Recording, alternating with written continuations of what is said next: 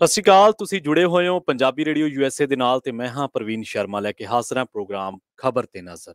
ਖਬਰ ਤੇ ਨਜ਼ਰ ਪ੍ਰੋਗਰਾਮ ਦੇ ਵਿੱਚ ਆਪਾਂ ਜੁੜਾਂਗੇ ਪੰਜਾਬ ਤੋਂ ਮਿੰਟੂ ਗੁਰਸੇਗਾ ਜੀ ਦੇ ਨਾਲ ਤੇ ਜਾਣਾਂਗੇ ਉਹਨਾਂ ਤੋਂ ਕੁਝ ਅਹਿਮ ਖਬਰਾਂ ਬਾਰੇ, ਕੁਝ ਖਾਸ ਜਾਣਕਾਰੀਆਂ। ਪਰ ਉਸ ਤੋਂ ਪਹਿਲਾਂ ਧੰਨਵਾਦ ਸਾਡੇ ਸਪਾਂਸਰਸ ਦਾ ਜਿਹੜੇ ਜ਼ਰੀਆ ਬਣਦੇ ਨੇ ਇਹਨਾਂ ਪ੍ਰੋਗਰਾਮਾਂ ਨੂੰ ਤੁਹਾਡੇ ਤੱਕ ਪਹੁੰਚਾਉਣ ਦਾ। ਖਾਲਸਾ ਇੰਸ਼ੋਰੈਂਸ ਏਜੰਸੀ ਵਾਲੇ ਪਿਛਲੇ ਕਈ ਦਹਾਕਿਆਂ ਤੋਂ ਇੰਸ਼ੋਰੈਂਸ ਦੇ ਵਿੱਚ ਸ਼ਾਨਦਾਰ ਸੇਵਾਵਾਂ ਦੇਣ ਦੇ ਲਈ ਜਾਣੇ ਜਾਂਦੇ ਨੇ। ਕਿਸੇ ਵੀ ਤਰ੍ਹਾਂ ਦੀ ਇੰਸ਼ੋਰੈਂਸ ਦੇ ਲਈ ਤੁਸੀਂ ਇਹਨਾਂ ਦੇ ਨਾਲ 408 272 2500 ਤੇ ਗੱਲ ਕਰ ਸਕਦੇ ਹੋ। ਟਰਕੀਆਨਾ ਇਮੀਗ੍ਰੇਸ਼ਨ ਲਾ ਫਰਮ ਵਾਲੇ ਜੇ ਟਰਕੀਆਨਾ ਇਮੀਗ੍ਰੇਸ਼ਨ ਬਾਬਤ ਤੁਹਾਡਾ ਕੋਈ ਸਵਾਲ ਹੈ, ਕੋਈ ਸਲਾਹ ਕਰਨੀ ਹੈ ਤਾਂ 415 909 0503 ਤੇ ਗੱਲ ਕੀਤੀ ਜਾ ਸਕਦੀ ਹੈ।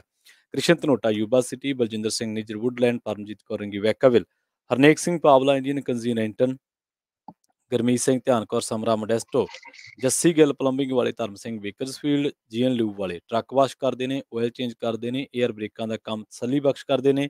ਨਵੇਂ ਪੁਰਾਣੇ ਟਾਇਰ ਵੀ ਇਹਨਾਂ ਤੋਂ ਲੈ ਸਕਦੇ ਹੋ। ਨਿੰਮਾ ਸਹੋਤਾ ਦੇ ਨਾਲ ਗੱਲ ਕੀਤੀ ਜਾ ਸਕਦੀ ਹੈ। ਲੋਕੇਸ਼ਨ ਹੈ ਸੈਂਤਾ ਨੇਲਾ ਦੀ, ਨੰਬਰ ਹੈ 209 277 0113। ਟਰੱਕਾਂ ਦੀ ਵਧੀਆ ਸਿਖਲਾਈ ਲੈਣ ਦੇ ਲਈ ਵੈਸਟ ਕੋਸਟ ਟਰੱਕ ਸਕੂਲ ਵਾਲਿਆਂ ਦੇ ਨਾਲ ਸੰਪਰਕ ਕੀਤਾ ਜਾ ਸਕਦਾ। ਅਜੀਤ ਅਟਵਾਲ ਦੇ ਨਾਲ ਗੱਲ ਕਰ ਸਕਦੇ ਹੋ 559 800 0590 ਤੇ। ਤੇਜ਼ ਐਂਡਰ ਗਰੁੱਪ ਵਾਲੇ ਕਿਸੇ ਵੀ ਤਰ੍ਹਾਂ ਦਾ ਘਰ ਖਰੀਦਣਾ ਜਾਂ ਘਰ ਵੇਚਣਾ ਜਾਂ ਲੈਣਾ ਤੁਸੀਂ ਹੋਮ ਲੋਨ ਤੇ ਇਹਨਾਂ ਦੇ ਨਾਲ 559 905 2575 ਤੇ ਗੱਲ ਕਰ ਸਕਦੇ ਹੋ। ਜੁੜਦੇ ਹਾਂ ਮਿੰਟੂ ਗੁਰਸੇਗਾ ਜੀ ਦੇ ਨਾਲ ਤੇ ਉਸ ਤੋਂ ਬਾਅਦ ਖਬਰਾਂ ਤੇ ਕਰਦੇ ਹਾਂ ਚਰਚਾ। ਮਿੰਟੂ ਸਤਿ ਸ਼੍ਰੀ ਅਕਾਲ, ਸਵਾਗਤ ਹੈ ਪੰਜਾਬੀ ਰੇਡੀਓ USA ਤੇ ਜੀ। ਸ਼ੁਕਰੀਆ ਸਾਰਿਆਂ ਨੂੰ, ਸਤਿ ਸ੍ਰੀ ਅਕਾਲ ਜੀ। ਮਿੰਟੂ ਜੀ, ਸ਼ੁਰੂਆਤ ਕਰ ਲਈਏ ਮੁੱਖ ਮੰਤਰੀ ਸਾਹਿਬ ਤੋਂ। ਸੀਐਮ ਮਾਨ ਨੇ MP ਮਾਨ ਤੇ ਸ਼ਬਦੀ ਵਾਰ ਕੀਤਾ, ਕਹਿੰਦੇ ਸੰਵਿਧਾਨ ਦੀ ਸਹੁੰ ਚੁੱਕੀ ਹੈ ਤੇ ਸ਼ਹੀਦਾਂ ਨੂੰ ਨਿੰਦ ਕੇ ਗਲਤ ਕਰ ਰਹੇ ਹੋ। ਬਿਲਕੁਲ, ਮਾਨ ਤੇ ਮਾਨ, ਬਿਆਨ ਤੇ ਬਿਆਨ ਤੇ ਫਿਰ ਕਮਸਾਨ ਤੇ ਕਮਸਾਨ, ਸਾਰਾ ਕੁਛ ਇਹੀ ਚੱਲੀ ਜਾਂਦਾ ਹੈ। ਤਾਂ ਬਹਰਹਾਲ ਦੇਖੋ, ਮਾਨ ਸਾਹਿਬ ਅੱਜ ਆਏ ਸਨ ਡੁੱਬੇ ਹੋਏ ਪਿੰਡਾਂ ਵੱਲ ਜੀ, ਕਿਉਂਕਿ ਦਿਲ ਡੁੱਬ ਕੇ ਜਾਂਦਾ ਜਿਨ੍ਹਾਂ ਦੇ ਘਰ, ਜਿਨ੍ਹਾਂ ਦੀ ਜ਼ਮੀਨ ਡੁੱਬੀ ਹੁੰਦੀ ਆ। ਤੇ ਹੈਲੀਕਾਪਟਰ ਦੇ ਵਿੱਚੋਂ, ਚੌਪਰ ਦੇ ਵਿੱਚੋਂ ਦੇਖ ਰਹੇ ਸਨ ਕਿ ਕਿਸ ਤਰ੍ਹਾਂ ਤਬਾਹੀ ਦੇ ਮੰਜ਼ਰ ਜਿਹੜੇ ਉਹ ਦਿਲ ਹਿਲਾਊ ਨੇ, ਦਿਲ ਕੰਬਾਊ ਨੇ। ਉਸ ਤੋਂ ਬਾਅਦ ਵੱਖ-ਵੱਖ ਜਗ੍ਹਾ ਤੇ, ਵੱਖ-ਵੱਖ ਥਾਵਾਂ ਤੇ ਮਤਲਬ ਕਿ ਛੋਟੇ-ਛੋਟੇ ਵਿਜ਼ਿਟ ਕੀਤੇ ਤੇ ਇਸੇ ਦਰਮਿਆਨ ਉਹਨਾਂ ਨੇ ਵੱਖ-ਵੱਖ ਟਿੱਪਣੀਆਂ ਕੀਤੀਆਂ ਮੁੱਦਿਆਂ ਤੇ ਇਸੇ ਦਰਮਿਆਨ ਇਹ ਸਵਾਲ ਜਿਹੜਾ ਕਿ ਸੁਭਾਵਿਕ ਹੈ ਕਿ ਸਾਡੇ ਮੀਡੀਆ ਨੇ ਤੇ ਛੱਡਣਾ ਹੀ ਨਹੀਂ 6 ਮਹੀਨੇ, ਕਿ ਇਹਨਾਂ ਨੇ ਤੇ ਦੱਬੀ ਤੁਰੇ ਆਉਣਾ। ਤਾਂ ਫਿਰ ਇੱਥੇ ਵੀ ਚੁਚਰੀ ਛੜ ਗਈ ਹੋਏਗੀ ਕਿ ਕੀ ਕਹਿਣਾ ਚਾਹੋਗੇ। ਤਾਂ ਫਿਰ ਉੱਥੇ ਸ਼ੁਰੂ ਹੋ ਗਿਆ ਕੰਮ ਜੀ ਕਿ ਦੇਖੋ ਜੀ, ਭਗਤ ਸਿੰਘ ਨੇ ਦੇਸ਼ ਲਈ ਆਪਣੀ ਜਾਨ ਵਾਰ ਦਿੱਤੀ। ਪਾਕਿਸਤਾਨ ਵਿੱਚ ਭਗਤ ਸਿੰਘ ਦੀ ਪੂਜਾ ਹੁੰਦੀ ਹੈ ਤੇ ਨਾਲ ਉਹਨਾਂ ਕਿਹਾ ਕਿ ਆਜ਼ਾਦੀ ਵਿੱਚ ਸੰਵਿਧਾਨ ਦੀ ਸਹੁੰ ਖਾ ਕੇ ਸ਼ਹੀਦਾਂ ਦੀ ਨਿੰਦਾ ਕਰਨੀ ਗਲਤ ਆ। ਭਗਤ ਸਿੰਘ ਨੌਜਵਾਨਾਂ ਦੇ ਆਦਰਸ਼ ਹਨ ਤੇ ਹਮੇਸ਼ਾ ਰਹਿਣਗੇ। ਤੇ ਇਸ ਤਰ੍ਹਾਂ ਮਤਲਬ ਕਿ ਉਹਨਾਂ ਨੇ ਗੱਲ ਕਹੀ ਕਿ ਸ਼ਹੀਦ ਭਗਤ ਸਿੰਘ ਕਿਸੇ ਖਾਸ ਵਿਅਕਤੀ ਤੋਂ ਰੁਤਬੇ ਦੇ ਮੁਤਾਜ ਨਹੀਂ, ਉਹ ਸ਼ਹੀਦ ਆਜ਼ਮ ਨੇ। ਤੇ ਨਾਲ ਉਹਨਾਂ ਨੇ ਕਿਹਾ ਕਿ ਅਜਿਹੀ ਟਿੱਪਣੀ ਕਰਨੀ ਹੀ ਚੰਨ ਉੱਤੇ ਥੁੱਕਣ ਦੇ ਬਰੋਬਰ ਆ। ਅਸੀਂ ਸ਼ਹੀਦ ਭਗਤ ਸਿੰਘ ਦੇ ਅਸੂਲਾਂ ਤੇ ਚੱਲਣ ਦੀ ਕੋਸ਼ਿਸ਼ ਕਰ ਰਹੇ ਹਾਂ। ਦੇਖੋ ਗੱਲ ਕੀ ਹੈ ਕਿ ਹੁਣ ਇਹਨਾਂ ਨੇ ਸਾਰੀਆਂ ਗੱਲਾਂ ਕਰ ਲਈਆਂ, ਮੇਰੇ ਖਿਆਲ ਦੇ ਨਾਲ ਕੋਈ ਗੱਲ ਰਹਿ ਨਹੀਂ ਜਾਂਦੀ। ਪਹਿਲੀ ਗੱਲ ਤੇ ਇਹ ਹੈ ਕਿ ਜਿੱਦਾਂ ਹੁਣ ਇਹਨਾਂ ਨੇ ਪੂਰੀ ਘਰੋੜ ਕੇ ਗੱਲ ਕੀਤੀ ਆ, ਮੇਰਾ ਤਾਂ ਮੰਨਣਾ ਇਹ ਆ ਕਿ ਹੁਣ ਇਹਨਾਂ ਨੇ ਪਹਿਲਾਂ ਵੀ 1-2 ਵਾਰ ਗੱਲ ਕਹਿ ਚੁੱਕੇ ਆ ਆਪਦੀ, ਤਾਂ ਇਹ ਫੇਰ ਦੁਹਰਾ ਦਿੱਤੀ ਦੂਜੀ ਤੀਜੀ ਵਾਰੀ। ਜੇ ਦੁਬਾਰਾ ਪੁੱਛਿਆ ਜਾਂਦਾ, ਮੇਰੇ ਖਿਆਲ ਦੇ ਨਾਲ ਤੁਸੀਂ ਕਿਸੇ ਵੀ ਬਿਆਨ ਤੇ ਦੇਖੋ, ਸਿਮਰਨਜੀਤ ਸਿੰਘ ਮਾਨ ਦੇ ਬਿਆਨ ਨਾਲ ਬਹੁਤ ਸਾਰੇ ਲੋਕ ਅਸਹਿਮਤ ਨੇ, ਬਹੁਤ ਸਾਰੇ ਲੋਕ ਅਸਹਿਮਤ ਨੇ। ਹੋ ਸਕਦਾ ਹੈ ਮੈਂ ਖੁਦ ਸਹਿਮਤ ਨਾ ਹੋਵਾਂ, ਜੀ ਬਿਲਕੁਲ। ਪਰ ਗੱਲ ਇਹ ਆ ਕਿ ਤੁਸੀਂ ਪਾਣੀ 'ਚ ਮਧਾਣੀ ਕਿਉਂ ਪਾ ਕੇ ਬੈਠ ਗਏ। ਰੌਲਾ ਇਸ ਗੱਲ ਦਾ ਹੈ ਕਿ ਤੁਸੀਂ ਵੀ ਮੁੱਦਾ ਬਣਾ ਰਹੇ ਹੋ, ਠੀਕ ਹੈ, ਤੁਸੀਂ ਰਿਐਕਟ ਕਰ ਦਿੱਤਾ ਕਿ ਹਾਂ ਬਈ ਉਹਨਾਂ ਨੇ ਅੱਤਵਾਦੀ ਕਿਹਾ ਜਾਂ ਤੁਸੀਂ ਸ਼ਹੀਦ ਕਿਹਾ, ਇੱਕ ਵਿਚਾਰਕ ਟਕਰਾਅ ਹੋ ਗਿਆ। ਇੱਕ ਵਾਰੀ ਤੁਸੀਂ ਦੱਸ ਦਿੱਤਾ ਕਿ ਮੈਂ ਉਹਨੂੰ ਆ ਮੰਨਦਾ, ਫਲਾਣੇ ਨੂੰ ਮੈਂ ਆ ਮੰਨਦਾ। ਤੁਸੀਂ ਹੁਣ ਵਾਰ-ਵਾਰ ਕਹੋਗੇ ਤਾਂ ਪੱਤਰਕਾਰ ਤਾਂ ਸਵਾਦ ਲੈਣਗੇ। ਉਹਨਾਂ ਨੇ ਤੇ ਗੱਲਾਂ ਜਿਹੜੀਆਂ ਉਹ ਤੁਹਾਡੇ ਮੂੰਹੋਂ ਕਹਾਉਣੀਆਂ ਹੀ ਕਹਾਉਣੀਆਂ ਕਿ ਕੋਈ ਰਚਕ ਮਾਤਰ ਵੀ ਗੱਲ ਇੱਧਰੋਂ ਉਧਰ ਨੂੰ ਤੁਰ ਪਵੇ ਤੇ ਬਸ ਗੱਲ ਬਣ ਗਈ। ਇਸ ਕਰਕੇ ਮੇਰੇ ਖਿਆਲ ਦੇ ਨਾਲ ਗੁਰੇਜ਼ ਕਰਨਾ ਚਾਹੀਦਾ। ਤੁਸੀਂ ਮੁੱਦਿਆਂ ਦੀ ਗੱਲ ਕਰੋ, ਬਹੁਤ ਮੁੱਦੇ ਪਏ ਨੇ, ਬਹੁਤ ਮੁੱਦਿਆਂ ਦਾ ਨੁਕਸਾਨ ਹੋ ਰਿਹਾ ਇਹਨਾਂ ਚੀਜ਼ਾਂ ਕਰਕੇ। ਨਿਕਲਣਾ ਕੁਝ ਵੀ ਨਹੀਂ ਹੈ, ਇਹਦੇ ਵਿੱਚੋਂ ਕੁਝ ਨਹੀਂ ਨਿਕਲਣਾ। ਬਹੁਤ ਜ਼ਿਆਦਾ ਬਹਿਸ ਹੋ ਚੁੱਕੀ ਆ, ਸ਼ਿਕਾਇਤਾਂ ਹੋ ਗਈਆਂ। ਜਦੋਂ ਤੁਸੀਂ ਕਿਸੇ ਬੰਦੇ ਦੇ ਖਿਲਾਫ ਕੰਪਲੇਂਟ ਹੀ ਫਾਈਲ ਕਰ ਦਿੱਤੀ ਜੀ ਤਾਂ ਹੁਣ ਸਬਰ ਰੱਖ ਲਓ, ਥੋੜਾ ਜਿਹਾ ਫੈਸਲਾ ਹੋ ਜਾਏਗਾ। ਐਵੇਂ ਬਿਨਾਂ ਗੱਲ ਤੋਂ, ਬਿਨਾਂ ਬਾਤ ਤੋਂ ਕੋਈ ਇੱਧਰ ਤੁਰ ਪੈਂਦਾ, ਕੋਈ ਉੱਧਰ ਤੁਰ ਪੈਂਦਾ। ਖੈਰ ਇਹਨਾਂ ਨੂੰ ਸਮਝਣਾ ਚਾਹੀਦਾ ਕਿ ਇਹ ਰਾਜਨੀਤੀ ਵੇਖ-ਵੇਖ ਕੇ ਲੋਕ ਅੱਕ ਚੁੱਕੇ ਆ। ਇੱਕ ਬਿਆਨ ਦਿੰਦਾ, 10 ਉਹਦੇ ਤੇ ਰਿਐਕਸ਼ਨ ਦਿੰਦੇ ਨੇ, 20 ਮੀਡੀਆ ਪਰਸਨ ਮੁੜ ਕੇ ਉਹਨਾਂ ਰਿਐਕਸ਼ਨਸ ਤੇ ਜਾ ਕੇ ਗਾਂ ਕੋਈ ਐਕਸ਼ਨ ਕਰਵਾਉਂਦੇ ਨੇ। ਆ ਸਾਰੀ ਖਬਰੀ ਦੁਨੀਆ ਦਾ ਸੱਚ ਆ। ਆ ਸਾਰਾ ਕਹਿ ਲਓ ਕਿ ਇਸ ਵੇਲੇ ਸਿਆਸਤ ਦਾ ਹਕੀਕੀ ਆਲਮ ਆ। ਤਾਂ ਇਹਨੂੰ ਤੇ ਬਦਲਣ ਦੀ ਜ਼ਰੂਰਤ ਹੈ ਨਾ। ਰਸਨਾ ਫਿੱਕਾ ਬੋਲਣਾ ਨਚਨਿਤ ਹੋਏ ਖੁਆਰ। ਗੱਲ ਇਹ ਆ ਕਿ ਵਡਾ ਹੰਸ ਬਾਤ ਦੇ ਵਿੱਚ ਕਿਹਾ ਜਾਂਦਾ ਨਾ ਕਿ ਜਿਹੜਾ ਵੀ ਕੋਈ ਫਿੱਕਾ ਬੋਲੇਗਾ ਆਪਣੇ ਆਪ ਹੀ ਖੁਆਰ ਹੋਏਗਾ। ਉਹ ਥੋੜਾ ਤੁਸੀਂ ਮਤਲਬ ਕਿ ਮੁੱਦਿਆਂ ਤੇ ਕੇਂਦਰਿਤ ਰਹੋ। ਜਦੋਂ ਤੁਸੀਂ ਖੁਦ ਮੁੱਦਿਆਂ ਤੇ ਕੇਂਦਰਿਤ ਨਹੀਂ ਹੋਵੋਗੇ ਤੇ ਲੋਕਾਂ ਨੂੰ ਕੀ ਕਹੋਗੇ ਕਿ ਮੁੱਦਿਆਂ ਦੀ ਰਾਜਨੀਤੀ ਕਰਵਾਓ ਜਾਂ ਮੁੱਦਿਆਂ ਤੇ ਕੇਂਦਰਿਤ ਰਹੋ? ਕੀ ਹੋਏਗਾ ਉਹਦੇ ਨਾਲ? ਜੀ ਜੀ ਮਿੰਟੂ ਜੀ, ਪੰਜਾਬ ਸਰਕਾਰ ਨੇ ਝੋਨਾ ਚੁੱਕ ਪਾਲਿਸੀ ਲਿਆਂਦੀ ਹੈ ਜੀ ਨਵੀਂ। ਹਾਂਜੀ, ਦੇਖੋ ਝੋਨਾ ਚੁੱਕ ਪਾਲਿਸੀ ਇਹ ਸ਼ਬਦ ਨਵਾਂ ਚਲੋ ਮਿਲ ਗਿਆ ਕਿ ਝੋਨਾ ਚੁੱਕ ਪਾਲਿਸੀ। ਇਹਦੇ ਵਿੱਚ ਇਹਨਾਂ ਨੇ ਸਾਫ਼ ਕਰ ਦਿੱਤਾ ਕਿਉਂਕਿ ਝੋਨਾ ਹੁਣ ਐਤਕੀ ਸਾਉਣ ਲੱਗਿਆ ਬੜੇ ਚਿਰ ਬਾਅਦ। ਵੈਸੇ ਸਾਰਿਆਂ ਦਾ ਦਿਲ ਕਰਦਾ ਹੋਏਗਾ ਕਿ ਸਾਉਣ ਦੀਆਂ ਝੜੀਆਂ ਜਿਹੜੀਆਂ ਉਹ ਦੇਖੀਆਂ ਜਾਣ, ਸਾਉਣ ਦੇ ਸ਼ਰਾਟਿਆਂ 'ਚ ਭਿੱਜਿਆ ਜਾਵੇ। ਤਾਂ ਬਹੁਤ ਲੰਬੇ ਸਮੇਂ ਬਾਅਦ ਸਾਉਣ ਵੇਖਣ ਨੂੰ ਮਿਲਿਆ। ਤਾਂ ਸਾਉਣ ਦੇ ਵਿੱਚ ਕੀ ਹੈ ਕਿ ਜਦੋਂ ਇਸ ਤਰ੍ਹਾਂ ਝੜੀਆਂ, ਛੋਟੇ-ਛੋਟੇ ਮੀਂਹ, ਹਾਲਾਂਕਿ ਨੁਕਸਾਨ ਵੀ ਹੋ ਗਿਆ। ਆਪਾਂ ਦੇਖਿਆ ਹੀ ਹੈ ਕਿ ਕੁਝ ਭਾਰੀ ਮੀਂਹ ਪੈ ਗਏ, ਕੁਝ ਥਾਵਾਂ ਤੇ ਉੱਥੇ ਨੁਕਸਾਨ ਹੋ ਗਿਆ। ਪਰ ਬਾਵਜੂਦ ਇਸ ਤੇ ਅੱਛਾ ਮੀਂਹ ਪੈ ਗਿਆ, ਭਰਵਾਂ ਮੀਂਹ ਪੈ ਗਿਆ, ਜਾਂ ਕਹਿ ਲਓ ਕਿ ਹਾਲੇ ਵੀ ਟੁੱਟਵੀਂ ਬਰਸਾਤ ਹੋਈ ਜਾਂਦੀ। ਉਹਦੇ ਕਰਕੇ ਝੋਨਾ ਬੜਾ ਕਹਿ ਲਓ ਕਿ ਮੌਲਦਾ ਪਿਆ। ਜਿੱਥੇ ਹੈਗਾ, ਜਿੱਥੇ ਹੁਣ ਡੁੱਬ ਗਿਆ ਉੱਥੇ ਤੇ ਫਿਰ ਕਹਿਣਾ ਹੀ ਕੀ, ਉੱਥੇ ਤੇ ਕਹਿਣਾ ਕੀ ਹੈ। ਤਾਂ ਦੂਜੇ ਪਾਸੇ ਜੇ ਆਪਾਂ ਦੇਖੀਏ ਇਹਦੇ ਨਾਲ ਬਿਜਲੀ ਸੰਕਟ ਵੀ ਥੋੜਾ ਹੱਲ ਹੋਇਆ ਸਾਡਾ। ਹੁਣ ਜਦੋਂ ਆਪਾਂ ਨੂੰ ਪਤਾ ਕਿ ਅਗਸਤ ਚੜ ਗਿਆ, ਸਮਝ ਲਓ ਝੋਨੇ ਦੀ ਤਿਆਰੀ ਸਟਾਰਟ ਹੋ ਗਈ। 1 ਅਕਤੂਬਰ ਤੋਂ ਖਰੀਦ ਆਪਣੀ ਸ਼ੁਰੂ ਹੋ ਜਾਂਦੀ ਹੈ। ਹੁਣ ਇਹਨਾਂ ਨੇ ਜਿਹੜੀ ਗੱਲ ਕਹੀ ਹੈ ਉਹਦੇ ਵਿੱਚ ਇਹਨਾਂ ਨੇ ਆਖਿਆ ਕਿ ਇੱਕ ਤਾਂ ਡਿਜੀਟਲ ਮਿਲਿੰਗ ਪਾਲਿਸੀ ਜਿਹੜੀ ਆ ਅਸੀਂ ਲੈ ਕੇ ਆਵਾਂਗੇ ਤੇ ਟਰੱਕਾਂ ਤੇ ਨਾਲ GPS ਲੱਗਾ ਹੋਏਗਾ। ਹੁਣ ਇਹ ਸਾਰਾ ਕੁਝ ਸਾਡੇ ਵਾਸਤੇ ਨਵਾਂ ਹੈ।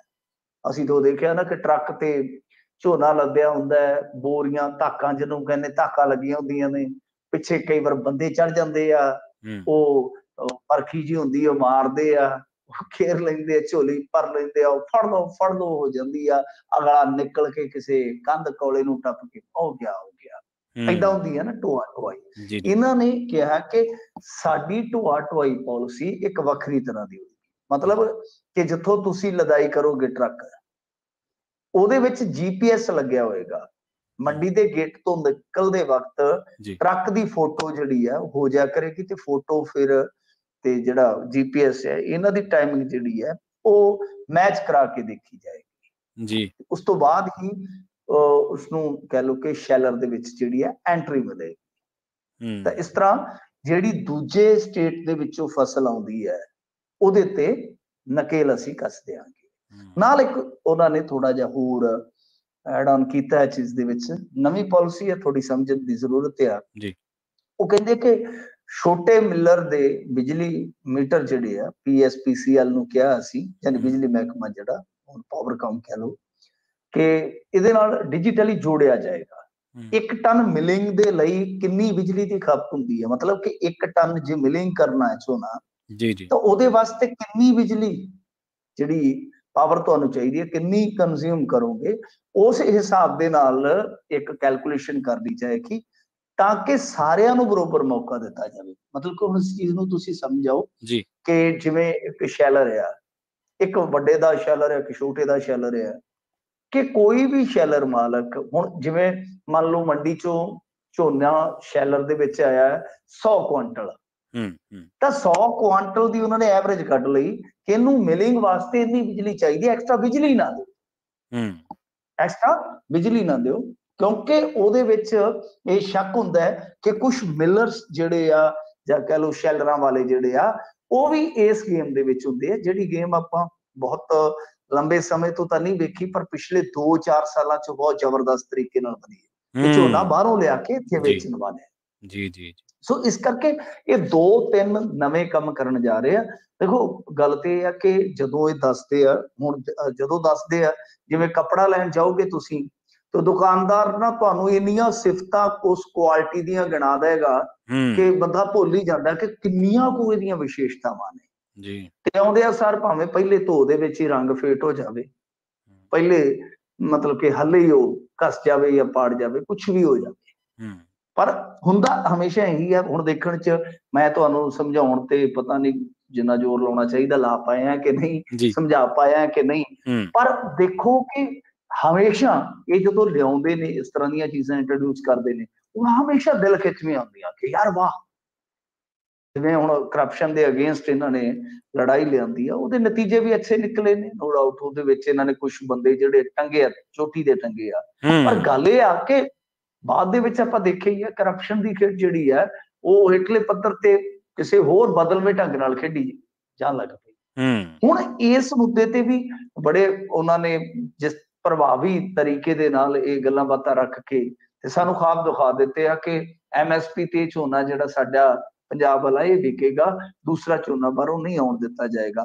ਪਰ ਜੀ। ਇਹਦੇ ਵਿੱਚ ਕੁਝ ਚੀਜ਼ਾਂ ਜਿਹੜੀਆਂ ਨੇ ਉਹ ਹਾਲੇ ਵੀ ਦੇਖੀਆਂ ਜਾਣਗੀਆਂ ਕਿ ਕੀ ਜਿਹੜੇ ਮਿਲਰ ਮਾਲਕ ਨੇ ਕਿ ਉਹ ਸਾਰੇ ਫੈਸਲੇ ਪ੍ਰਵਾਨ ਕਰ ਲੈਣਗੇ। ਤੁਹਾਨੂੰ ਪਤਾ ਨਾ ਸ਼ੈਲਰ ਮਾਲਕਾਂ ਦੀ ਐਸੋਸੀਏਸ਼ਨ ਉਹ ਹੜਤਾਲ ਤੇ ਚਲੇ ਜਾਂਦੇ ਨੇ ਕਈ ਵਾਰ। ਹੂੰ, ਕੀ ਇਹਨਾਂ ਸਾਰੀਆਂ ਚੀਜ਼ਾਂ ਦਾ ਇਹ ਹੱਲ ਹੋ ਜਾਏਗਾ। ਫਿਰ ਮੇਨ ਗੱਲ ਹੁੰਦੀ ਹੈ ਕਿ ਟਰਾਂਸਪੋਰਟ ਦੇ ਟੈਂਡਰ ਜੀ। ਤੁਹਾਨੂੰ ਯਾਦ ਹੋਏਗਾ ਕਿ ਭਾਰਤ ਭੂਸ਼ਣ ਆਸ਼ੂ ਦਾ ਰੌਲਾ ਟੈਂਡਰਾਂ ਦਾ ਹੀ ਪਿਆ ਹੈ ਨਾ ਟੈਂਡਰਾਂ ਦਾ ਹੀ ਪਿਆ ਕਿ 2000 ਕਰੋੜ ਵਾਲਾ 2000 ਕਰੋੜ ਰੌਲਾ। ਦੇ ਕਥਿਤ ਜਿਹੜੇ ਘੁਟਾਲੇ ਦੇ ਟੈਂਡਰ ਨੇ ਉਹ ਗਲਤ ਤਰੀਕੇ ਨਾਲ ਗਏ ਨੇ। ਸੋ ਹੂੰ, ਉਹਦੀ ਟੈਂਡਰਿੰਗ ਦੀ ਜਿਹੜੀ ਪ੍ਰਕਿਰਿਆ ਹੈ ਕੀ ਮਤਲਬ ਕਿ ਟਰਾਂਸਪੋਰਟਰ ਉਹਨੂੰ ਵੀ ਥੋੜਾ ਚੇਂਜ ਕਰੋਗੇ ਨਾ ਤੁਸੀਂ ਜੇ ਜੀਪੀਐਸ ਲਾਉਣੇ ਆ। ਇਹਦਾ ਮਤਲਬ ਹੂੰ, ਇਹ ਆ ਕਿ ਟੈਂਡਰ ਜਿਹੜੇ ਆ ਉਹ ਤੁਸੀਂ ਪਹਿਲਾਂ ਕਰੋਗੇ, ਬਹੁਤ ਪਹਿਲਾਂ ਕਰ ਦਿਓਗੇ। ਜੀ।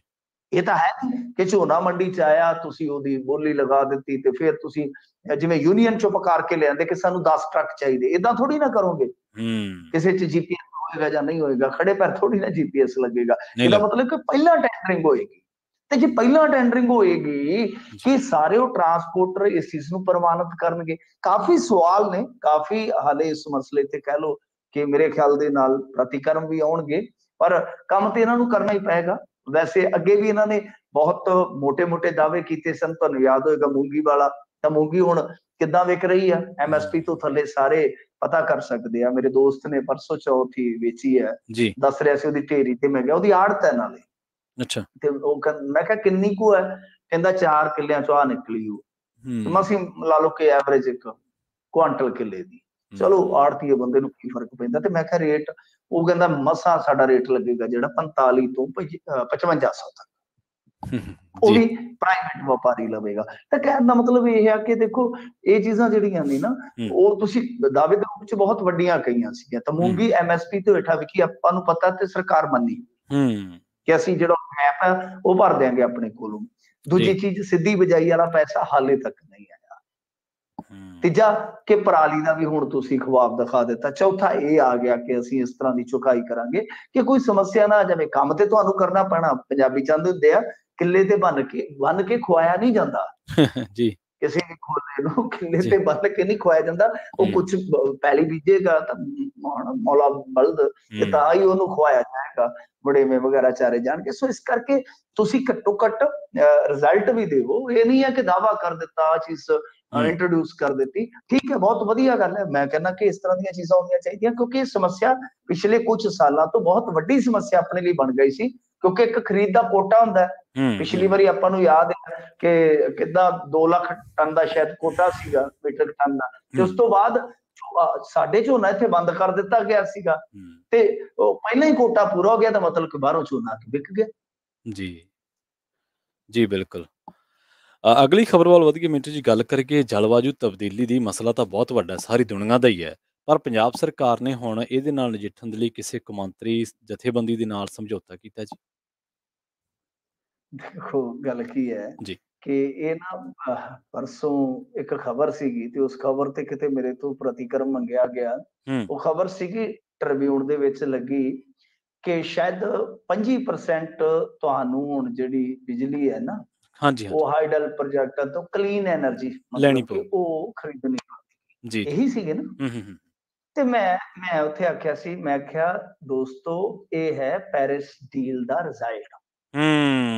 ਕੀ ਬਾਤ ਹੈ ਪੈਰਿਸ ਡੀਲ ਦਾ ਰਿਜ਼ਲਟ। ਕਿਉਂ? ਜੀ। ਕਿਉਂਕਿ ਦੇਖੋ ਸਮਝਣ ਦੀ ਜ਼ਰੂਰਤ ਹੈ ਨਾ ਕਿ ਇੰਡੀਆ ਨੇ ਹੂੰ, ਲਮਸਮ ਤਰੀਕੇ ਦੇ ਨਾਲ ਪੈਸਾ ਲੈ ਲਿਆ ਜੀ। ਵਿਕਸਿਤ ਦੇਸ਼ਾਂ ਤੋਂ, ਹੂੰ, ਜਿਹੜਾ ਕਿ ਉਹਨਾਂ ਨੇ ਡਿਵੈਲਪਿੰਗ ਕੰਟਰੀਜ਼ ਨੂੰ ਦੇਣਾ ਸੀਗਾ। ਹੂੰ, ਹੁਣ ਰਾਜਾਂ ਨੂੰ ਕੀ ਦਿੱਤਾ, ਇੱਕ ਵੱਖਰਾ ਵਿਸ਼ਾ ਹੈ, ਪਰ ਰਾਜਾਂ ਤੇ ਦਬਾਅ ਬਣਾਉਣਾ ਸ਼ੁਰੂ ਕਰ ਦਿੱਤਾ, ਕਿਉਂਕਿ ਆਪਣੇ ਹੁਣ ਜਿੰਨੇ ਜ਼ਿਆਦਾ ਥਰਮਲ ਨੇ, ਜੀ। ਜ਼ਿਆਦਾਤਰ ਉਹ ਸਾਰੇ ਕੋਲੇ ਤੇ ਚੱਲਦੇ, ਜ਼ਿਆਦਾਤਰ ਕੀ ਆਪਣੀ ਜਿੰਨੀ ਵੀ ਤਕਰੀਬਨ ਉਤਪਾਦਨ ਸ਼ਕਤੀ ਹੈ ਹੂੰ, ਹੂੰ, ਹੂੰ, ਥਰਮਲਾਂ ਦੀ, ਸਾਰੀ ਤਕਰੀਬਨ ਜੇ ਆਪਾਂ ਥੋੜੇ ਜਿਹੇ ਪ੍ਰੋਜੈਕਟ ਛੱਡ ਦਈਏ ਹੂੰ, ਤਾਂ ਉਹ ਸਾਰੀ ਦੀ ਸਾਰੀ ਕੋਲੇ ਤੋਂ ਆ।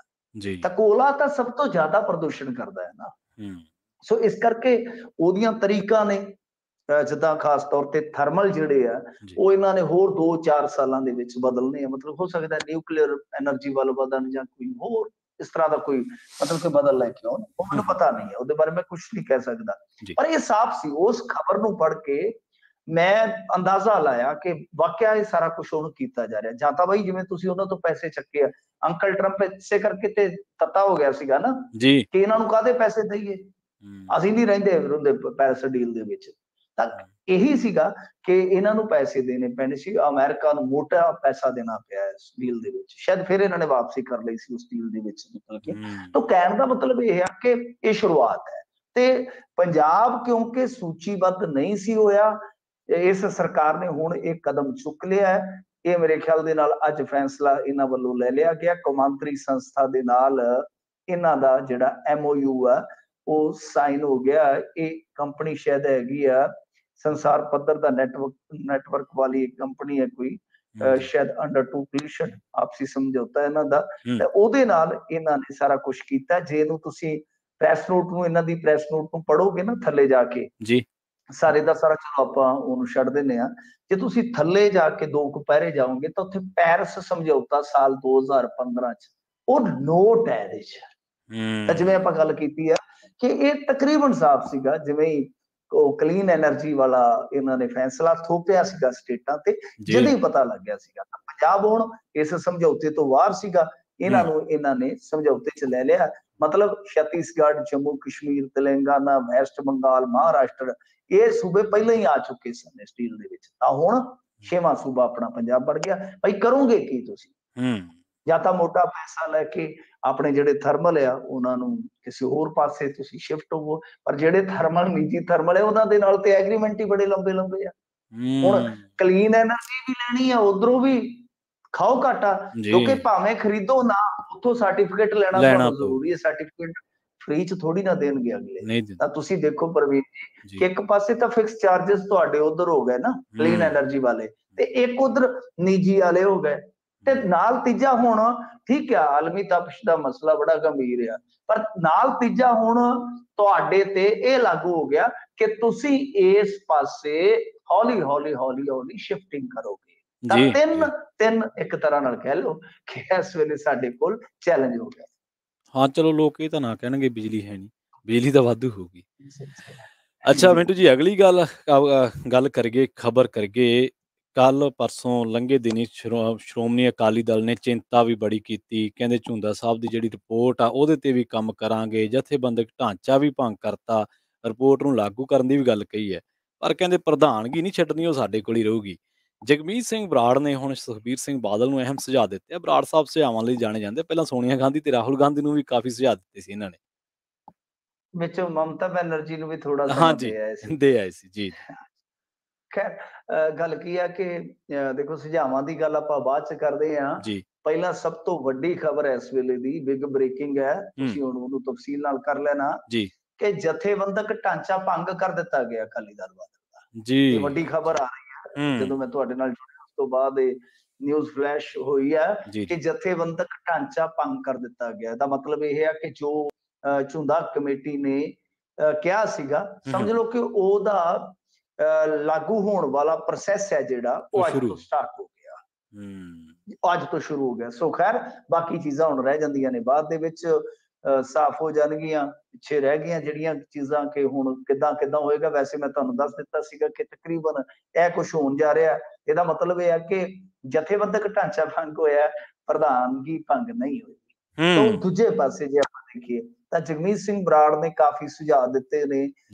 ਇਹਨਾਂ ਨੇ ਵੈਸੇ ਸੰਗਰੂਰ ਚੋਣ ਵੇਲੇ ਵੀ ਕਿਹਾ ਸੀਗਾ, ਤੁਹਾਨੂੰ ਯਾਦ ਹੋਏਗਾ, ਕਿ ਸਾਨੂੰ ਇਹ ਚੋਣ ਜਿਹੜੀ ਹੈ ਪੰਜਾਬ ਨੂੰ ਵਿਸ਼ੇਸ਼ ਦਰਜਾ ਦਿਵਾਉਣ ਵਾਲੇ ਮਾਮਲੇ ਦੇ ਵਿੱਚ ਲੜਨੀ ਚਾਹੀਦੀ ਹੈ। ਉਸ ਸਮੇਂ ਇਹਨਾਂ ਦੀ ਸੋਚ ਸੀ, ਮੇਰੇ ਖਿਆਲ ਦੇ ਨਾਲ ਮਾੜੀ ਸੋਚ ਨਹੀਂ ਸੀ, ਆਈਡੀਆ ਮਾੜਾ ਨਹੀਂ ਹੈ।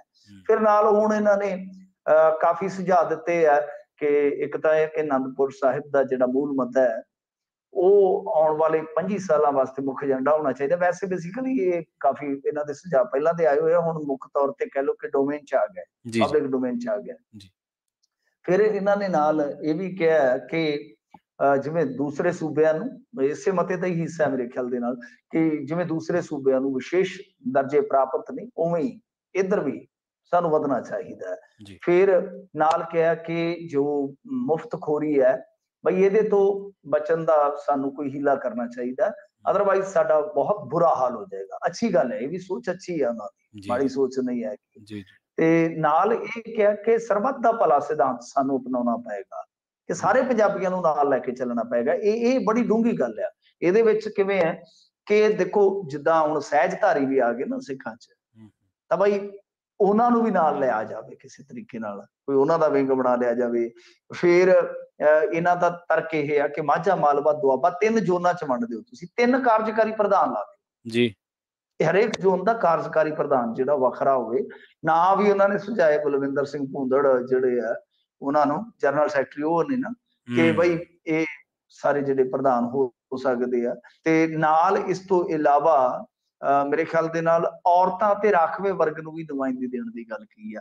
ਖਾਸ ਤੌਰ ਤੇ ਇਹਨਾਂ ਨੇ ਇੱਕ ਗੱਲ ਕਹੀ ਹੈ ਕਿ ਜੋ ਬੀਬੀ ਕਿਰਨਜੋਤ ਕੌਰ ਆ, ਵੀ ਬਹੁਤ ਪੜ੍ਹੀ ਲਿਖੀ ਬੀਬੀ ਆ, ਅਕਾਲੀ ਵਿਰਾਸਤ ਦਾ ਉਹ ਹੀ ਹਿੱਸਾ ਰਹੇ ਨੇ, ਜਾਂ ਕਹਿ ਲਓ ਕਿ ਅਕਾਲੀ ਵਿਰਾਸਤ ਨੂੰ ਅੱਗੇ ਤੋਰਨ ਦਾ ਜ਼ਿੰਮਾ ਉਹਨਾਂ ਦੇ ਕੋਲ ਸਾਰਾ ਕੁਛ ਹੈ।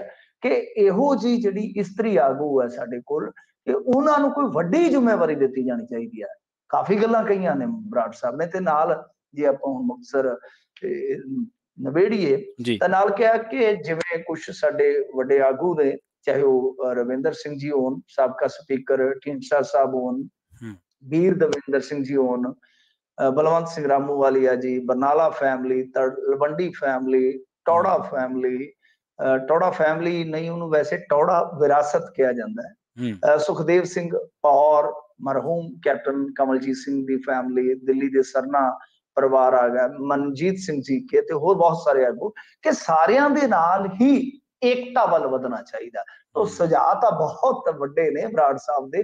ਖੈਰ ਇੱਕ ਗੱਲ ਆ ਕਿ ਇਤਿਹਾਸ ਆਪਣੇ ਆਪ ਨੂੰ ਦੁਹਰਾਉਂਦਾ ਹੈ, ਸੁਣਿਆ ਸੀਗਾ, ਅਸੀਂ ਵੇਖ ਵੀ ਰਹੇ ਹਾਂ ਕਿ ਜੋ ਕਿਸੇ ਸਮੇਂ ਬਰਾੜ ਫੈਮਿਲੀ ਦੇ ਨਾਲ ਹੋਇਆ ਸੀ, ਅੱਜ ਬਾਦਲ ਫੈਮਿਲੀ ਦੇ ਨਾਲ ਵੈਸਾ ਹੀ ਵੇਖਿਆ ਜਾ ਰਿਹਾ। ਔਰ ਉਹਦੇ ਚਸ਼ਮਦੀਦ ਹੀ ਨਹੀਂ, ਕਹਿ ਲਓ ਕਿ ਹਿੱਸੇਦਾਰ ਵੀ ਨੇ ਇਸ ਟਾਈਮ ਜਗਮੀਤ ਸਿੰਘ ਜੀ ਬਰਾੜ। ਇਹ ਬੜੀ ਦਿਲਚਸਪ ਕਹਾਣੀ ਹੈ ਕਿ ਦੇਖ ਲਓ 4 ਦਹਾਕੇ ਪਹਿਲਾਂ ਵਾਲਾ ਇਤਿਹਾਸ ਕਿਸ ਤਰ੍ਹਾਂ ਪਲਟੀ ਮਾਰ ਰਿਹਾ। ਖੈਰ ਜਗਮੀਤ ਸਿੰਘ ਬਰਾੜ ਮੇਰੇ ਖਿਆਲ ਦੇ ਨਾਲ ਅਕਾਲੀ ਦਲ ਨੂੰ ਰਿਵਾਈਵਲ ਦਿਵਾਉਣ ਵਿੱਚ ਕਿਤੇ ਨਾ ਕਿਤੇ ਕਾਫੀ ਤੇਜ਼ੀ ਨਾਲ ਸੁਝਾਅ ਦੇ ਰਿਹਾ। ਔਰ ਜਿਵੇਂ ਮੈਨੂੰ ਲੱਗਦਾ ਕਿ ਝੁੰਦਾ ਰਿਪੋਰਟ ਖੁੱਲ ਜਾਏਗੀ ਜਾਂ ਇਹਦੇ ਤੇ ਥੋੜੀ ਹੋਰ ਡਿਸਕਸ਼ਨ ਹੋਣੀ ਸਟਾਰਟ ਹੋ ਜਾਏਗੀ, ਤਾਂ ਉਹੀ ਜਗਮੀਤ ਸਿੰਘ ਬਰਾੜ ਜਿਹਨੂੰ ਇਹ ਇਲਾਕਾ ਜਾਣਦਾ, ਮੈਨੂੰ ਲੱਗਦਾ ਕਿ ਉਹਦੇ ਦਰਸ਼ਨ ਹੋ ਜਾਣਗੇ ਫਿਰ ਚੈਨਲ ਤੇ। ਜੀ ਮੁਹੱਲਾ ਕਲੀਨਿਕਾਂ ਦੀ ਗੱਲ ਕਰੀਏ, ਇੱਕ ਵਾਰ ਫਿਰ ਦਵਾਈ ਦੀ ਕਿੱਲਤ ਦਾ ਮਸਲਾ ਉੱਭਰ ਗਿਆ ਮਿੰਟੂ ਜੀ।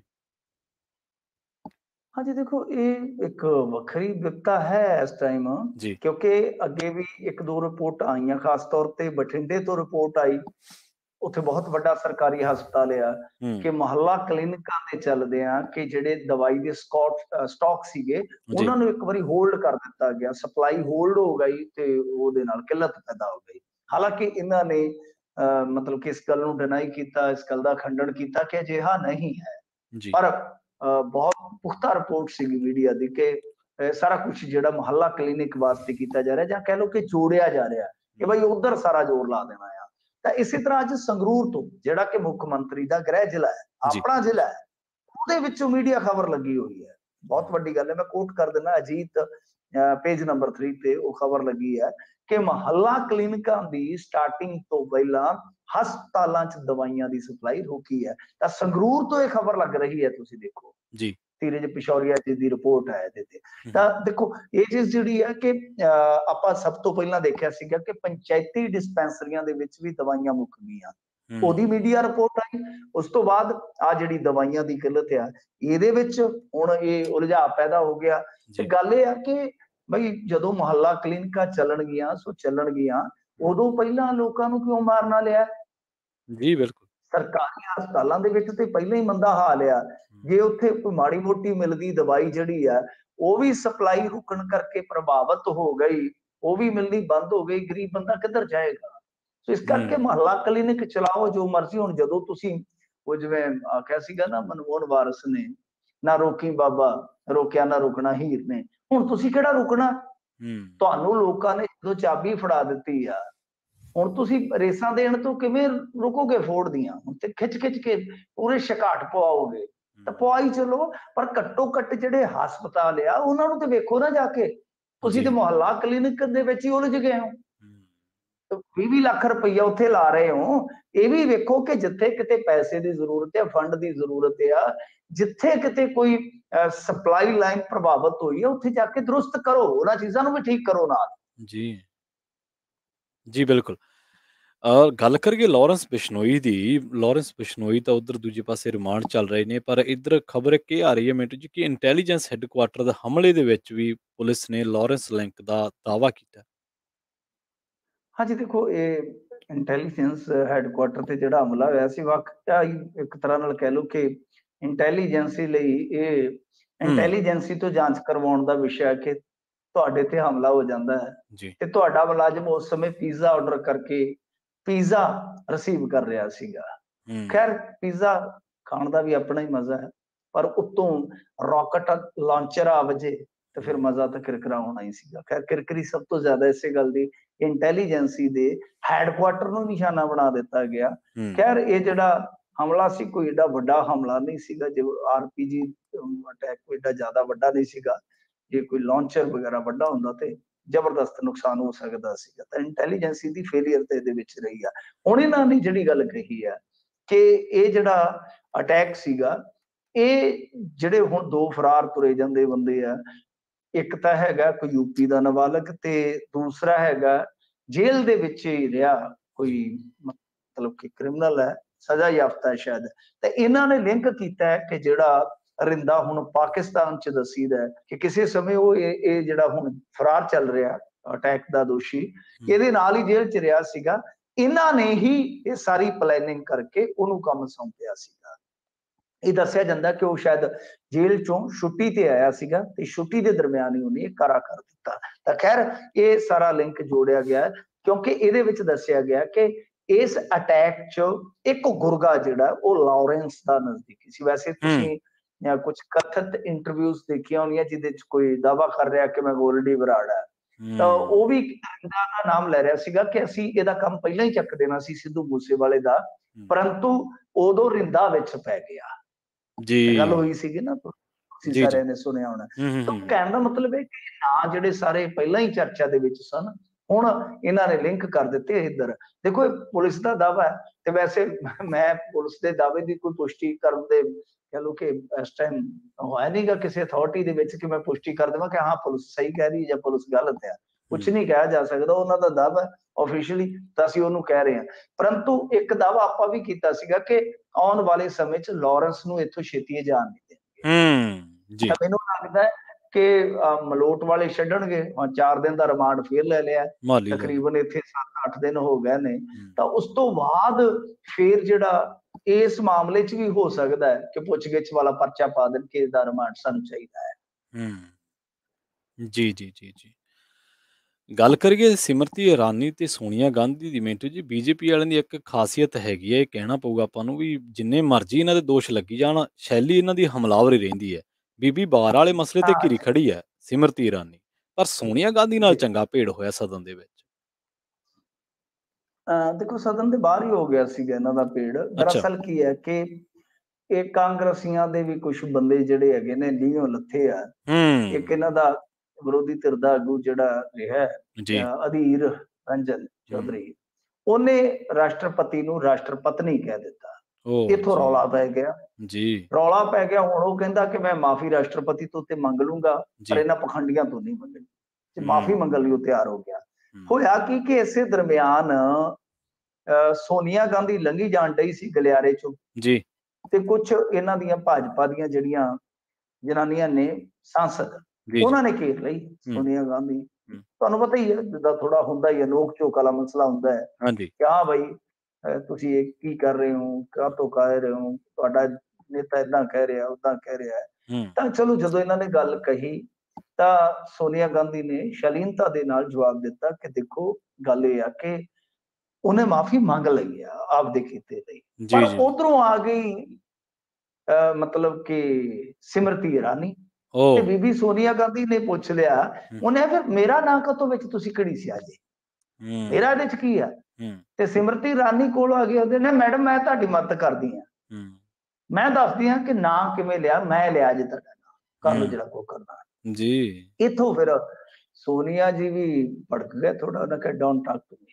हुँ, ਉਹ ਆਰਾਮ ਦੇ ਨਾਲ ਫਿਰ ਇਹ ਰੌਲਾ ਪਾਉਂਦੀ ਰਹਿ ਗਈ हुँ। ਤੇ ਉਹ ਬੀਬੀ ਆਰਾਮ ਦੇ ਨਾਲ ਉੱਥੋਂ ਚਲੇ ਗਈ। ਸੋ जी। ਇਹਦਾ ਹੁਣ ਇਹ ਦੋ ਜਿਹੜੇ ਸ਼ਬਦ ਉਹਨੇ ਬੋਲੇ ਡੋਂਟ ਟਾਕ ਟੂ ਮੀ, हुँ, ਇਹ ਆਪਣੇ ਆਪ ਦੇ ਵਿੱਚ ਇੱਥੇ ਬਹੁਤ, ਜਿਵੇਂ ਹੁਣ ਤੁਸੀਂ ਕਹਿ ਰਹੇ ਹੋ ਕਿ ਬਾਰ ਤੇ ਫਲਾਣਾ ਕਾਰੋਬਾਰ, ਇਹਦਾ हुँ, ਬੜਾ हुँ। ਰੌਲਾ ਰੱਪਾ ਪੈ ਰਿਹਾ जी, ਤਾਂ ਉਹਦੇ ਨਾਲ ਹੀ ਜੋੜਿਆ ਜਾ ਰਿਹਾ ਸਾਰਾ ਕੁਝ ਕਿ जी, ਇਹਨਾਂ ਕੁਝ ਸ਼ਬਦਾਂ ਦੇ ਵਿੱਚ ਹੀ ਬੀਬੀ ਸੋਨੀਆ ਗਾਂਧੀ ਨੇ ਦੱਸ ਦਿੱਤਾ ਕਿ ਸਿਮਰਤੀ ਇਰਾਨੀ ਬੀਬੀ ਜਿਹੜੀ ਕੇਂਦਰੀ ਵਜ਼ੀਰ ਹੈ, जी। ਉਹਨੂੰ ਉਹ ਕਿੰਨੀ ਕੁ ਗੰਭੀਰਤਾ ਨਾਲ ਲੈਂਦੇ ਨੇ।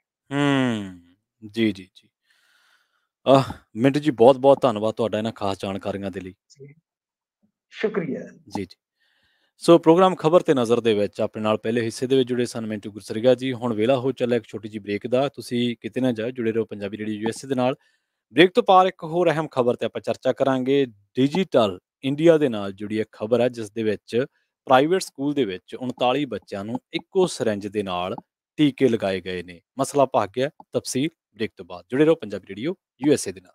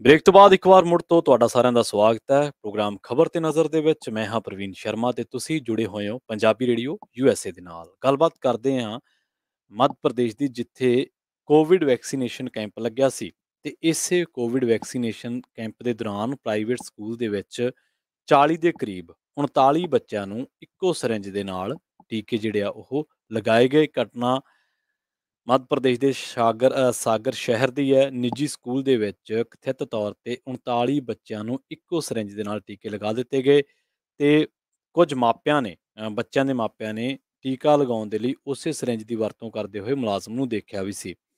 ਜ਼ਿਲ੍ਹਾ ਅਧਿਕਾਰੀ ਨੇ ਵੀ ਦੱਸਿਆ ਵੀ ਇਹ ਘਟਨਾ ਸ਼ਹਿਰ ਦੇ ਜੈਨ ਹਾਇਰ ਸੈਕੰਡਰੀ ਸਕੂਲ ਦੇ ਵਿੱਚ ਮੈਗਾ ਟੀਕਾਕਰਨ ਮੁਹਿੰਮ ਦੀ ਹੈ, ਜਿਸ ਤੋਂ ਬਾਅਦ ਟੀਕਾ ਲਗਾਉਣ ਵਾਲੇ ਦੇ ਖਿਲਾਫ ਕੇਸ ਦਰਜ ਕਰ ਲਿਆ। ਉਸ ਦੀ ਪਛਾਣ ਜਤਿੰਦਰ ਅਹੀਰਵਰ ਵਜੋਂ ਹੋਈ ਹੈ।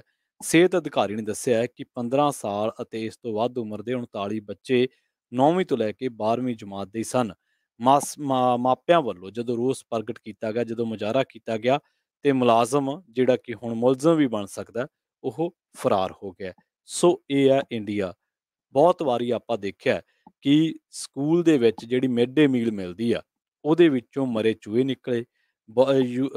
ਯੋਗੀ ਆਦਿੱਤਿਆਨਾਥ ਜਿਹੜਾ ਯੂਪੀ ਦਾ ਮੁੱਖ ਮੰਤਰੀ ਹੈ, ਉਹਨੇ ਤਾਂ ਇੱਕ ਵਾਰੀ ਕਿਸੇ ਪੱਤਰਕਾਰ ਨੇ ਸਟੋਰੀ ਲਾਤੀ ਸੀਗੀ ਕਿ ਜਿਹੜੀ ਮਿਡ ਡੇ ਮੀਲ ਸਕੀਮ ਹੈ, ਇਹਦੇ ਵਿੱਚ ਜਵਾਕਾਂ ਨੂੰ ਰੋਟੀ ਲੂਣ ਨਾਲ ਦਿੱਤੀ ਜਾਂਦੀ, ਜਦਕਿ ਮਿਡ ਡੇ ਮੀਲ ਦੇ ਵਿੱਚ ਸਬਜ਼ੀਆਂ, ਦਾਲਾਂ, ਦਲੀਆ, ਸੈਲਡ, ਫਲ, ਇਹਨਾਂ ਸਾਰਿਆਂ ਦਾ ਬਜਟ ਹੁੰਦਾ ਬਕਾਇਦਾ, ਔਰ ਇੱਕ ਮੈਨਿਊ ਬਣਦਾ ਮੰਡੇ ਤੋਂ ਲੈ ਕੇ ਫਰਾਈਡੇ ਤੱਕ, ਸੋਮਵਾਰ ਤੋਂ ਸ਼ੁੱਕਰਵਾਰ ਤੱਕ ਇੱਕ ਮੈਨਿਊ ਬਣਦਾ ਕਿ ਪਹਿਲੇ ਦਿਨ ਬੱਚਿਆਂ ਨੂੰ ਦਾਲ ਰੋਟੀ ਨਾਲ ਆਹ ਸੈਲਡ ਦਿੱਤਾ ਜਾਊਗਾ, ਦੂਜੇ ਦਿਨ ਦੁੱਧ ਦਿੱਤਾ ਜਾਊਗਾ, ਫਰੂਟ ਦਿੱਤੇ ਜਾਣਗੇ, ਤੀਜੇ ਦਿਨ ਦਲੀਆ ਦੇਣਾ, ਚੌਥੇ ਦਿਨ ਸਬਜ਼ੀ ਦੇਣੀ ਹੈ ਤੇ ਆਹ ਨਾਲ ਦੇਣਾ, ਪੰਜਵੇਂ ਦਿਨ ਬਕਾਇਦਾ ਮੈਨਿਊ ਬਣਦਾ। ਤੇ ਉਹਨੇ ਜਦੋਂ ਵੇਖਿਆ ਕਿ ਇਹਨਾਂ ਨੂੰ ਜਵਾਕਾਂ ਨੂੰ ਲੂਣ ਦੇ ਨਾਲ, ਕੱਲੇ ਲੂਣ ਦੇ ਨਾਲ ਰੋਟੀਆਂ ਦਿੱਤੀਆਂ ਜਾ ਰਹੀਆਂ, ਰੁੱਖੀਆਂ ਮਿੱਸੀਆਂ ਸੁੱਕੀਆਂ, ਤਾਂ ਉਹਨੇ ਸਟੋਰੀ ਲਾਤੀ ਅਖਬਾਰ ਦੇ ਵਿੱਚ।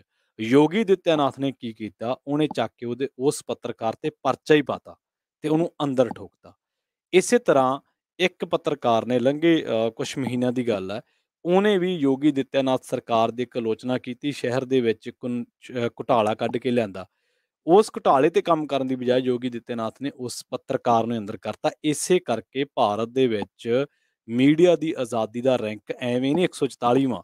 ਕਈ ਲੋਕ ਕਹਿ ਦਿੰਦੇ ਆ ਕਿ ਤੁਸੀਂ ਕ੍ਰਿਟਿਕ ਹੋ, ਤੁਸੀਂ ਐਂ ਕਰਦੇ ਹੋ, ਤੁਸੀਂ ਇੱਦਾਂ ਬੋਲਦੇ ਹੋ, ਉਹ ਆ। ਉੱਥੇ ਜਿਹੜੀ ਡੈਮੋਕ੍ਰੇਸੀ ਹੈ, ਜਿਹੜਾ ਉੱਥੋਂ ਦਾ ਸਿਸਟਮ ਆ, ਉਹ ਅਮੀਰਾਂ ਵਾਸਤੇ ਕੁਛ ਹੋਰ ਹੈ, ਇੱਕ ਖਾਸ ਧਿਰ ਵਾਸਤੇ ਕੁਛ ਹੋਰ ਹੈ, ਗਰੀਬਾਂ ਵਾਸਤੇ, ਆਮ ਲੋਕਾਂ ਵਾਸਤੇ, ਘੱਟ ਗਿਣਤੀਆਂ ਵਾਸਤੇ ਉਹ ਕੁਛ ਹੋਰ ਹੈ। ਸਾਨੂੰ ਸਮਝਣ ਦੇ ਵਿੱਚ ਟਾਈਮ ਬਹੁਤ ਲੱਗ ਗਿਆ, ਇੰਨਾ ਲੱਗਣਾ ਨਹੀਂ ਸੀ ਚਾਹੀਦਾ। ਸੋ ਇਹ ਉੱਥੋਂ ਦੇ ਹਾਲਾਤ ਨੇ। 39 ਜਵਾਕਾਂ ਨੂੰ ਤੁਸੀਂ ਆਪਦੇ ਤੇ ਲਾ ਕੇ ਵੇਖੋ ਇੱਕ ਵਾਰੀ, ਕਿ ਜੇ ਆਪਣੇ ਬੱਚੇ ਨੂੰ ਕਿਸੇ ਵਰਤੋਂ ਕੀਤੀ ਹੋਈ ਸਿਰੰਜ ਦੇ ਨਾਲ ਟੀਕਾ ਲਾ ਦਿੱਤਾ, ਆਪਣੇ ਤੇ ਕੀ ਬੀਤੂਗੀ। ਇੱਥੇ 40 ਜਵਾਕਾਂ ਨੂੰ ਲੱਗਿਆ ਤੇ ਉਹਨਾਂ ਦਾ ਜ਼ਿੰਮੇਵਾਰ ਕੌਣ ਹੈ? ਰੱਬ ਨਾ ਕਰੇ ਕਿਸੇ ਬੱਚੇ ਨੂੰ ਕਿਹੋ ਜਿਹੀ ਬਿਮਾਰੀ ਹੋਵੇ, ਜਾਂ ਇੱਕ ਤੋਂ ਇੱਕ ਗਾਂਹ ਦੀ ਗਾਂਹ ਟਰੈਵਲ ਕਰਦੇ ਰਹਿੰਦੇ ਨੇ ਕਈ ਵਾਇਰਸ ਇਸੇ ਤਰ੍ਹਾਂ, ਤਾਂ ਜਿਹੜੀ ਵਰਤੋਂ ਕੀਤੀ ਸਿਰੰਜ, ਉਹ ਤਾਂ ਵੈਸੇ ਹੀ ਉਧਰ ਕਾਨੂੰਨਨ ਜੁਰਮ ਹੈ, ਸਾਰੇ ਕੀਤੀ ਜੁਰਮ ਹੋ ਸਕਦਾ ਕਾਨੂੰਨਨ, ਪਰ ਇੰਡੀਆ ਵਿੱਚ ਮੈਨੂੰ ਪਤਾ ਕਿ ਉਹ ਜੁਰਮ ਆ ਇਸ ਤਰ੍ਹਾਂ ਕਰਨਾ। ਤਾਂ ਹੁਣ ਦੇਖੋ ਉਹਦੀ ਜਿਹੜੇ ਫਰਾਰ ਹੋਇਆ, ਉਹਦੀ ਭਾਲ ਕੀਤੀ ਜਾ ਰਹੀ ਹੈ, ਪਰ ਕਿਸੇ ਨੇ ਵੀ ਇਹ ਨਹੀਂ ਵੇਖਿਆ ਕਿ ਉਹ ਬੰਦੇ ਨੇ ਇੱਕ ਸਿਰੰਜ ਦੂਜੇ ਦੇ ਲਾਤੀ, ਤੀਜੇ ਦੇ ਲਾਤੀ, ਵੀ ਉਹਨੂੰ ਰੋਕ ਦਿੱਤਾ ਜਾਵੇ ਉੱਥੇ ਹੀ।